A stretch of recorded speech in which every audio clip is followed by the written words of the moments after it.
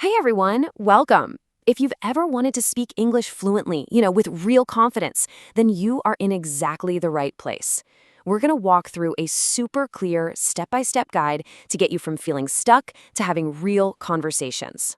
So let's start with a feeling I bet a lot of you know. It's that moment you want to say something in English, but your mind just goes blank. You freeze up. You start worrying about grammar or if people will even get what you're trying to say.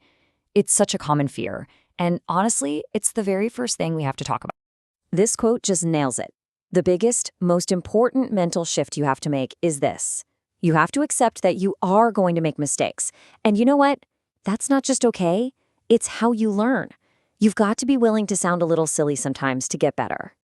Okay, so here's our roadmap. We've got 5 steps. First, we'll tackle that fear head on. Then we'll build up our language core. After that, we'll dive into some active practice techniques, learn how to really immerse ourselves in English, and finally, we'll tie it all together into a simple routine. All right, step 1, getting over the fear. Seriously, before we even touch a grammar rule or a vocabulary list, we have to clear this mental hurdle. It's the one thing that can stop you in your tracks before you even get started.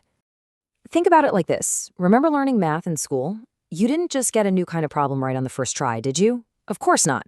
You messed up, you figured out why you messed up, and then you got better. Language is the exact same thing. Every single mistake isn't a failure, it's a stepping stone. So how do you actually start? It can be this easy. Find a friend, a coworker, anyone who's also learning. Make a little pact. When it's just you two, it's English only. This creates a safe zone where you can practice, make those mistakes we just talked about, and help each other get better without any pressure or judgment. Okay, now that we're feeling a bit braver and ready to speak, it's time to build the actual structure that's going to support our fluency. And that whole foundation, it rests on 2 main pillars: grammar and vocabulary. I really can't stress this enough. If you have a good handle on your grammar, your tenses, how to structure a sentence, you will feel so much more confident. It's like a superpower. You'll just know that what you're saying is correct, and that feeling is a massive confidence booster. And this slide, it's a perfect example of that second pillar. A great vocabulary lets you say what you mean with way more precision. I mean, both of these sentences are fine, but a plethora of books just sounds more impressive, right? It's the power of having the perfect word ready to go. So here are some really practical ways to build up that core. Go get a grammar book, but don't just read it, actually do the exercises. Maybe focus on one topic a week, like past tense. And when you're reading, especially something like a short story, and you see a new word or a cool phrase, don't just let it fly by, write it down.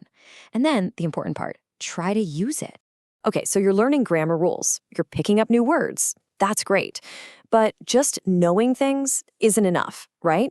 You have to turn that knowledge into a real active skill. And that only happens with practice. Here is a fantastic exercise for this. It's so simple. Find a short story in English, something just a couple hundred words long.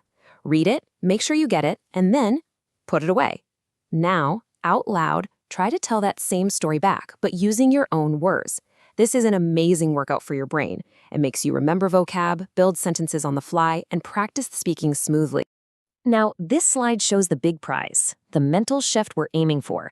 So many learners get stuck on that top path. They think of something in their native language, translate it in their head, and then say it in English. It's slow, it's clunky. The goal is to get to that bottom path where you just think directly in English. No middleman. So how do you actually start doing that? Here's a pro tip. Switch to an English to English dictionary. When you look up a word and the definition is also in English, it forces your brain to stay in English mode. It's one of the best ways to start breaking that translation habit for good. And that leads us perfectly into our next step, immersion. The idea here is to create a world for yourself where you're constantly bumping into English, hearing it, seeing it, using it. You want to make it a totally normal part of your day. Okay, here's a tip that might sound a little funny at first, but trust me, it works wonders. Watch cartoons. Why? Well, think about it. Cartoons are made for kids who are learning their own language. The grammar is almost always perfect, the sentences are clear, and you don't have to deal with a lot of confusing slang. It's one of the best ways to hear clear, correct English being spoken. And of course, there are tons of other ways to immerse yourself. Watch movies, but turn on the English subtitles. That way you connect the sound of the word with how it's spelled. Read whatever you find fun, articles, comic books, short stories. Really listen to how people pronounce things. And always, always be on the lookout for interesting phrases that you can steal and use yourself. We've covered the mindset, the foundation, practice techniques, and immersion. So the last piece of the puzzle is just combining all of this into a consistent daily habit. Because fluency isn't built in one big marathon session, it's built day by day. And look, your practice doesn't have to be some huge, intimidating study session. You can just weave little bits of it into your day. In the morning, just say what you're doing out loud. I am brushing my teeth. I am making some coffee. At lunch, read an article in English.